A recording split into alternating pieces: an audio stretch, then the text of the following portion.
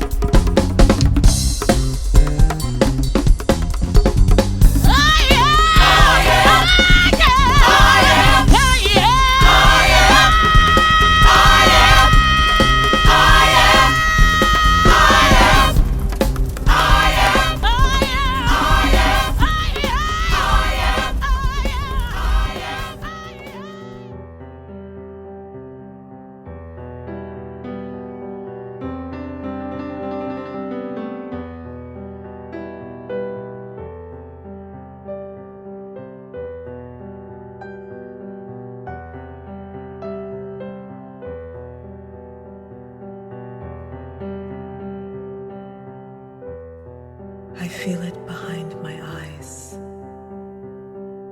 in nasal passages and throat,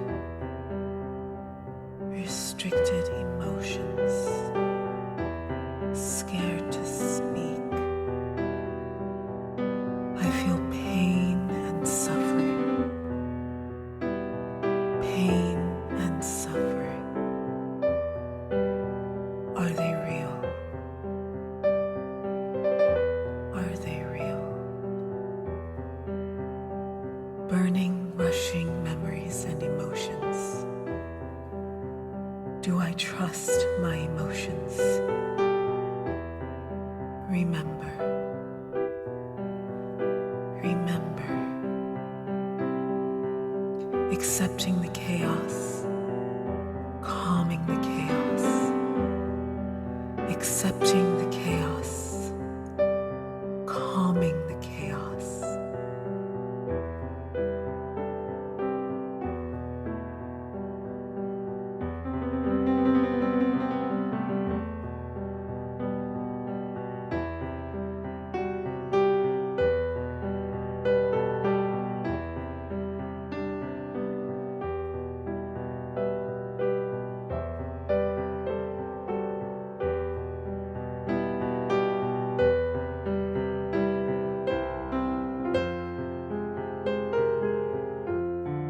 Who am I? Accepting the chaos, calming the chaos. Accepting the chaos, calming the chaos. Remember, who am I? Who am I?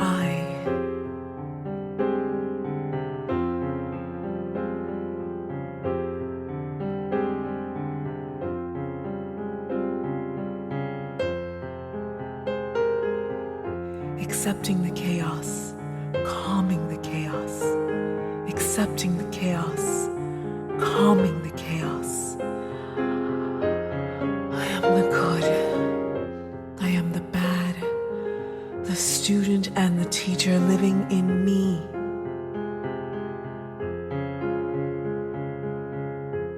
I am.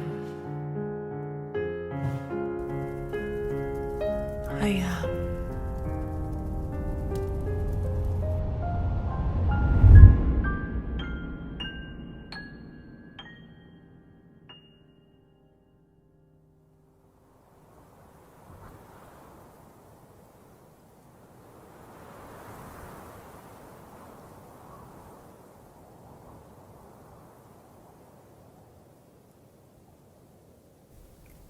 We are in our final and first moments. We are simultaneously our most primordial and our most evolved. We are elevated, understanding the nature and necessity of duality. The struggle can break, but the struggle can make. Lament to hope, pain to power, knowing that the cycle continues, learning from the lows, celebrating the highs, celebrating our diversity, celebrating our oneness.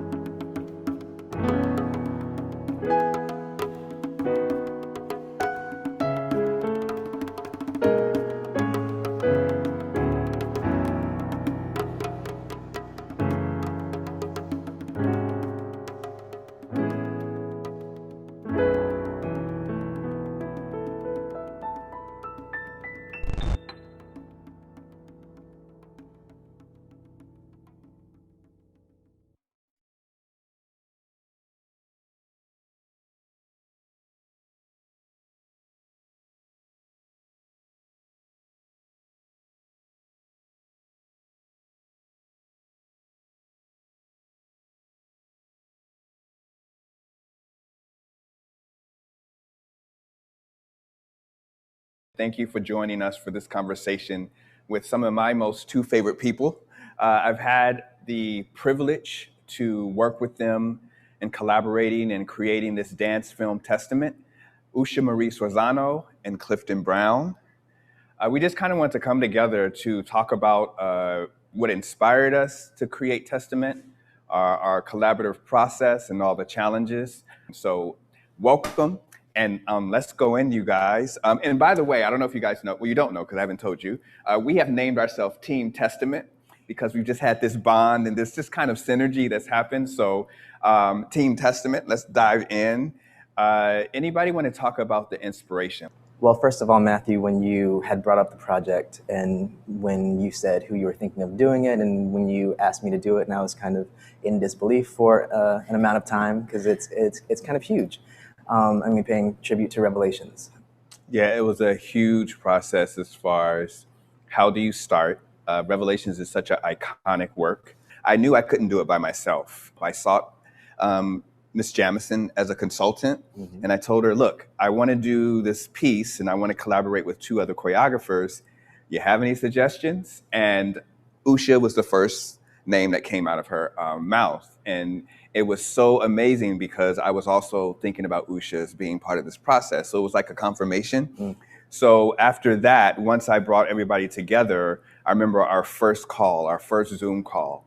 And it was like immediate connection. Usha, do you remember those beginning moments? And can you share any thoughts? After the disbelief, there was a sense of holding on to what Matthew kept saying, a tangible proof of Mr. Ailey's work and how it's impacted all of our lives to this day. And I don't think that I fully understood my place in Mr. Ailey's legacy, but I think that was the beginning. It was trying to find out how we had consciously and unconsciously contributed to this masterful work that has impacted so many people. And there were start and stops along the way that eventually became kind of a this wonderful, and we like to call a perpetual motion machine, where we would talk about the possibilities, but then we were faced with the pandemic. And it was such a beautiful challenge to consistently come back to the tangible proof. Once we rooted ourselves in what we were hoping to do with this work, which was honor Revelations, honor the spirit of Revelations, never to recreate Revelations, but to keep the conversation going forward. I think that rooted me in every beginning that we had. Just to give you some context, Usha mentioned tangible proof. I remember our first meeting in Testament. I came up with I looked up the meaning for Testament, and there were two choices. One was tribute, and the other one was tangible proof. And when I brought these definitions to Team Testament, we kind of zeroed in on tangible proof. And we saw ourselves, as well as the current members of the company, as that tangible proof of Mr. Ailey's legacy. It was a really interesting process or a kind of exercise for me to think about it in those terms, because in us trying to create this tribute and thinking what tangible proof is, it kind of speaks to us creating something that is a tribute and not something that is any sort of reenactment, but is an organic continuation. Since legacy is such a huge part, we're in this building of the Alvin Ailey American Dance Center. That is tangible proof. So what other ways can we express that natural evolution that happens because of that seed that was planted by Mr. Ailey and before him, really? So we kind of, that was our launching pad. And then we went into the process of putting things together.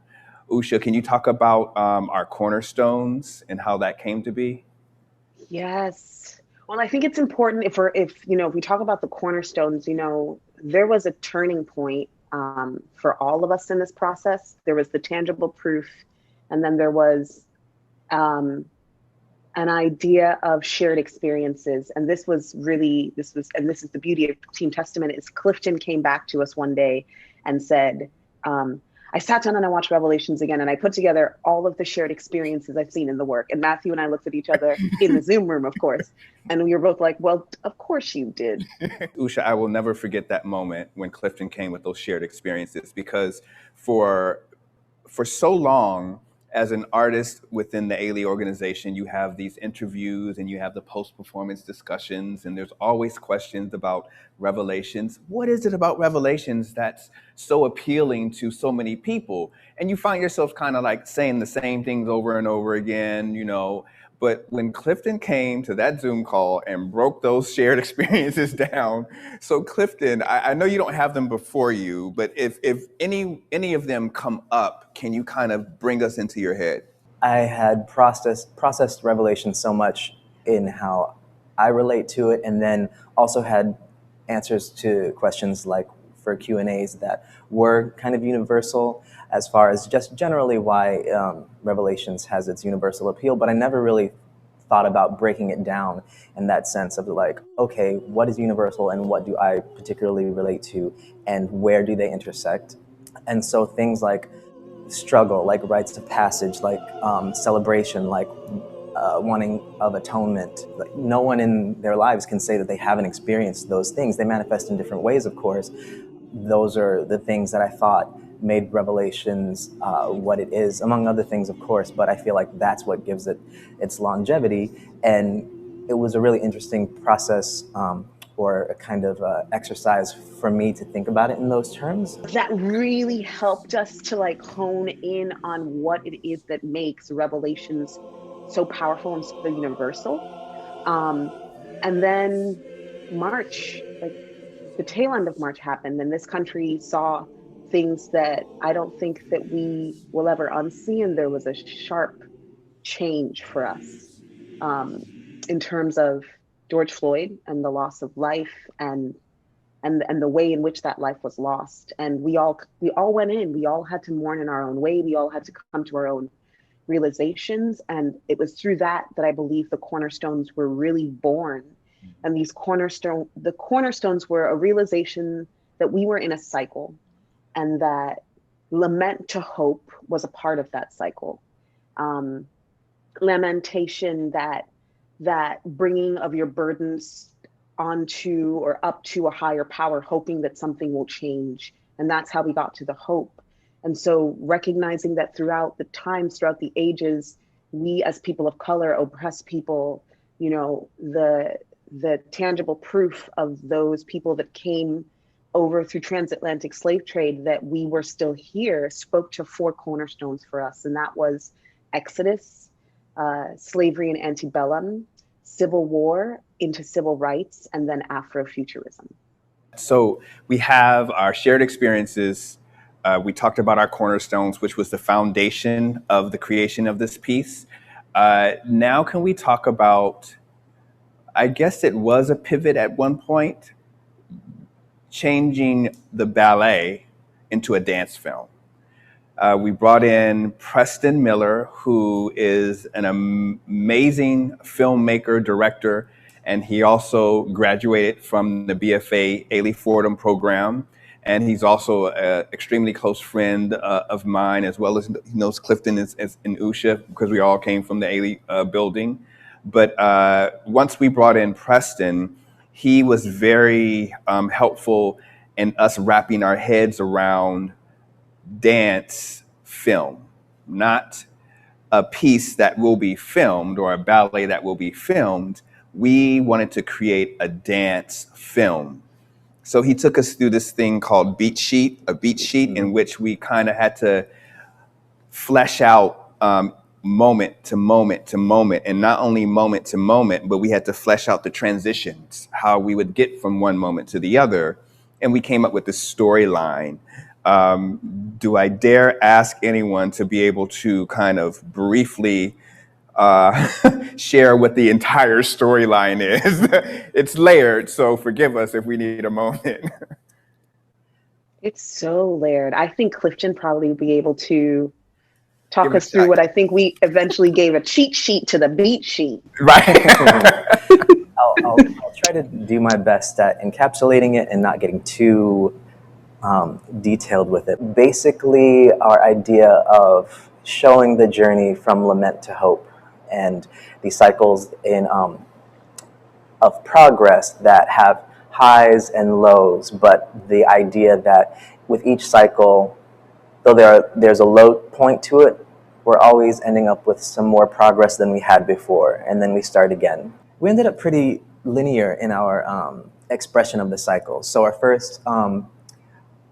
first example of that is Exodus, which we see from a certain perspective what life is like, what the journey is like, depending on how and where you see it from. From that image of Exodus, we go to an image of slavery. And can I go backwards? Because one of the things that was important, like we talked, we asked the dancers, so what is modern day slavery? And a lot of those things can manifest differently. And we came up with this working title of Enslaved Mind, that no, we may not be in physical shackles, but there are some mental shackles that sometimes you can go through, whether they be through systems or even relationships. But we just want to create this idea of what does slavery look like today. And then going from there, we go to an image of civil war. And this is a moment that kind of shows the idea of the beginning of protest almost, though the depiction of these two men, it's a duet, they're deciding whether I fight or whether I lay low. They don't have many options. They're still in the time of slavery, but they still have the choice within themselves. What am I going to do in my situation? So from the seed of that idea, from there, what's our next? Sign solo, what we call sign solo.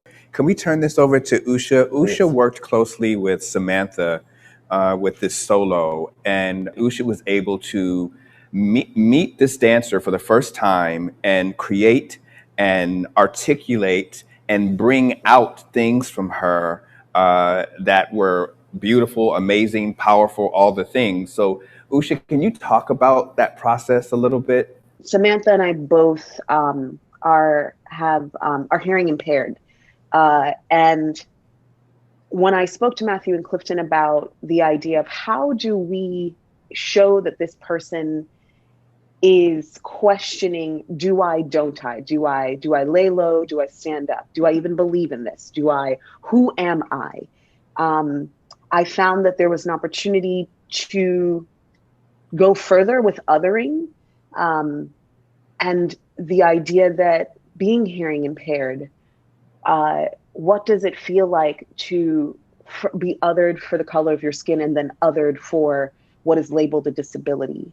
And so Sign Solo is actually for American Sign Language. It was a solo that was a layering of the language of dance and the language of American Sign Language. We're very fortunate to have worked with another former company member, Tina Monica Williams, who, she was born to hearing impaired parents, to deaf parents. And so she is, for all intents and purposes, she's fluent. And I called her up and said, Tina, I know this is an ask, but would you be willing to help me interpret the text that the dancers have given us, these sacred stories, these memories that they have entrusted us with? And Tina said, yeah, send it over. And because Sam also has gone through the challenges of being hearing impaired, it was really easy to connect with her. And she was so willing to give of herself that I found myself feeling safe as well. And I think that's what created the safety, that both of us felt heard. And that was the purpose of the section. It was, you have these people that are exiled out of their homeland through Exodus. You have them at the lowest of their lowest slavery. You have them finding their voice for the first time in Civil War. And then you have them asking for more in civil rights. This was a perfect opportunity for the other to fight to be heard. And that's what Sign Solo hopes to represent. I actually wonder if, because Usha took on the next part choreographically as well, would you like to continue with telling us what the story is from Sign Solo? What comes next? Ancestors. And Ancestors. Yes, the mirroring, right? I don't even realize what we're doing. And this is Team Testament's natural flow, which is really Right. great because I can't see myself always. And Clifton is a mirror of myself, and Matthew is a mirror of myself. And to hear them articulate what I'm doing is so helpful to process. And so, with that said, the ancestors come next. And the ancestors are a representation of that mirroring, that you were never alone and that they experienced the same thing you experienced, and that this is a cycle, and that life is about lament to hope. You cannot experience hope without struggle and pain. And so, this actually is a really great opportunity to talk about the fact that we weren't just speaking to the current company members. We went all the way back to as far as we could go, to former dancers with the company. We spoke to the extraordinary Sylvia Waters, who's the founding artistic director of Ailey 2. We spoke to Tony Pierce-Sands, who is a former member of the company, who both was in the company with Mr. Ailey, and then again when Miss Jemison became the artistic director, which was such a beautiful span of history that we were able to connect to. And we brought those people into the room to talk to the current members. And so even in that way, thankfully they're with us. There was a connection between our elders and the present, those artists who are doing it now. And I think that that's an important part of the conversation, and that's why ancestors come next. They are the representation of the struggles that came before. They are the proof that we have moved forward, and they are the people that are there to take Samantha Ann's sign solo to a knowing, to an understanding that I am here, I am enough. Take us home. We taking it home now. Okay, so you can't stay down forever. Lament to hope. And I think this was my favorite part of the process, and something that I'm excited to keep talking to you both about, because even though the work is done, I felt like Testament's end is a beginning. Mm-hmm. And so we get to our final cornerstone. Samantha has a moment, an aha moment. She realizes that it was in her all along, which I think all of us are fighting to find it, lose it. We're always consistently negotiating our balance of lament to hope. And then the ancestors come to say, yes, you are there. You got it. And then there is that rite of passage, which comes from Clifton and the shared experiences. And the rite of passage is that ascendance, I think, to Afrofuturism. I think a lot of what we're doing, I think is an answer to this, is that we have to continue doing what we've been called to do, no matter what the conditions, the circumstances. Even now, we're doing this discussion with Usha on another coast through Zoom, but still, again, I feel just as connected. So it's this idea of creating when you're not 100% sure what you're doing. If you've never done it before, coming together in ways that we've never come together, being okay in being uncomfortable, but as long as we're steadily moving forward in that cycle, that 2 steps forward, 1 step back, it's challenging, but it's forward moving, and I think that's really important. I think that would have been a really cool place to end, but I think we have to include one more thing. I think we should talk about Damien Sneed, the composer. He came up with the original composition for the piece. What Damien brought into the process was a sense of history, not only knowledge, but wisdom, because this man has taken knowledge and turned it into wisdom by all the things that he's done. Yeah, I feel like just his kind of, emphaticness and excitement for the art and for what he knows is infectious. And I love that. And I always felt like I came away better for whatever conversations we'd had about music and the project every time. Totally agree. I witnessed all of us kind of open our mouths. It was like a very nice, soft mouth drop as he spoke, because you couldn't you couldn't wrap your brain around the speed at which and the connections at which, and you'd never thought about it. And even when we said the four cornerstones to him, which again, it felt like one of those ancestral moments, those beautiful connectors, Damien said, oh, well, of course, well, that's connected there. And that's how you put that there. So that makes sense. I see why you would do that. And to have someone explain your idea, your vision, as Matthew said, you have no idea what you're doing when you go into the creative process. And that's the beauty of the creative process. But Damien was that tie that truly brought us, that bound us as a creative team. Can I ask a question? Sure, yes. How did we get Damien the music? How did we, as a team, express what it was that we wanted to hear? That I thought that was really interesting. And what did we work with musically in lieu of the music Damien is creating? So what were the things that he asked for? It was something about mood, tempo. There was a third. There was a third one. Instrumentation. So we all knew, I guess, had an idea of each section and the feeling of the section. Take, for instance, Hope and Protest. We talked about it being urban. We talked about percussions. Call and response. Call and response. Yeah, so we had all these ideas of sound and texture of music. So we would, kind of collect these different pieces of music and send it to him. And we actually had to do that for each section that we had choreographed to. And we used this music to choreograph, but knowing that this would not be the actual music that he composed. Mm-hmm. That was an adventure. It was an adventure. It was. Yes, it was. And we used that music all the way up into the filming as well. Mm-hmm.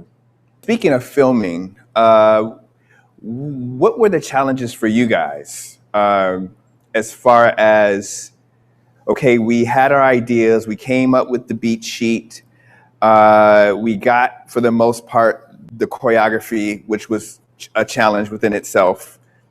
Usha having to choreograph through Zoom, Clifton and I being in the Ailey building, but socially distant, all of the dancers wearing masks, choreographing in cohorts. There's only a certain group of dancers allowed in the studio. So as choreographers, you had to run from studio to studio to teach different combinations. So that was a challenge within itself. But if you guys were to share, what were your challenges in the actual filming? I think for me, just the idea of there being a single perspective that's mobile or that changes, you know what I mean? So it's one thing choreographing for a stage and you have the audience and that's always the way it is. That's the one kind of perspective, the one eye. But then thinking about the opportunities for different perspectives and how do I do this? Where does this want to be seen from? Which I thought of, but really kind of left that largely up to Preston, which is great because in how he spoke with us and what he said his ideas were, I knew he already had an idea for how he would approach certain things. So just kind of being flexible with that. Yeah. Well, I just want to say thank you to you both because you had to be me. Because when I couldn't be there for the filming week, there were so many moving parts, and because I hadn't traveled to the East Coast, Clifton and Matthew were me. And I remember close to the last, it was the last day of filming, and awesome Kristen Colvin Young, stage manager, and just so many moving parts. She would call me on the phone. She'd be like, do you want me to FaceTime you to talk to Sam? But of course she had things that she had to do. So she'd FaceTime me. The phone would pass to Clifton. I would call Clifton. Clifton would be listening to me, sending the notes on to the dancers. At certain points, they were holding up my face so the dancers could see that I was actually a real person in here still. Waking up at 6 a.m. to meet the filming schedule on the East Coast, which if you know me at all, I don't like to wake up early.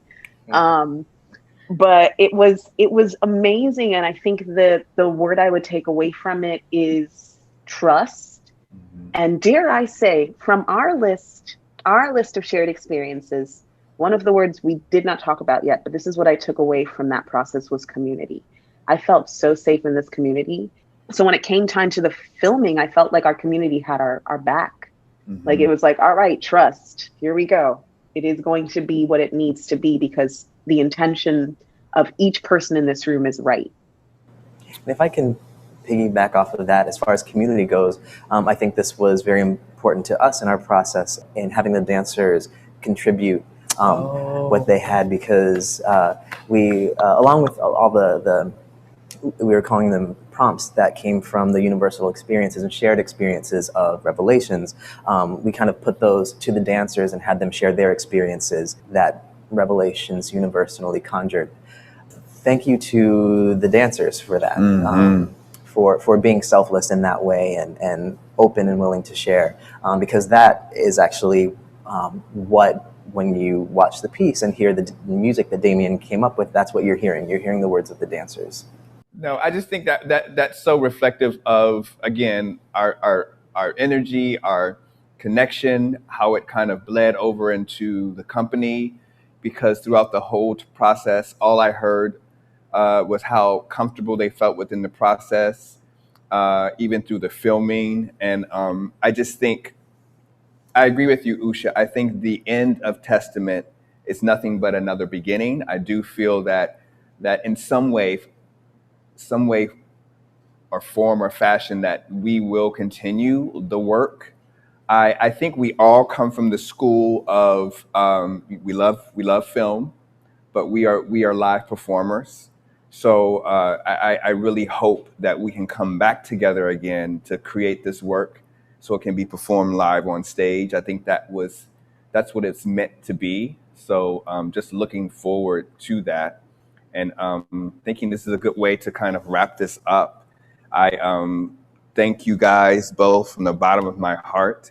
I also thank the public for coming in and coming and joining this virtual season, which is a first for us. Ailey Forward.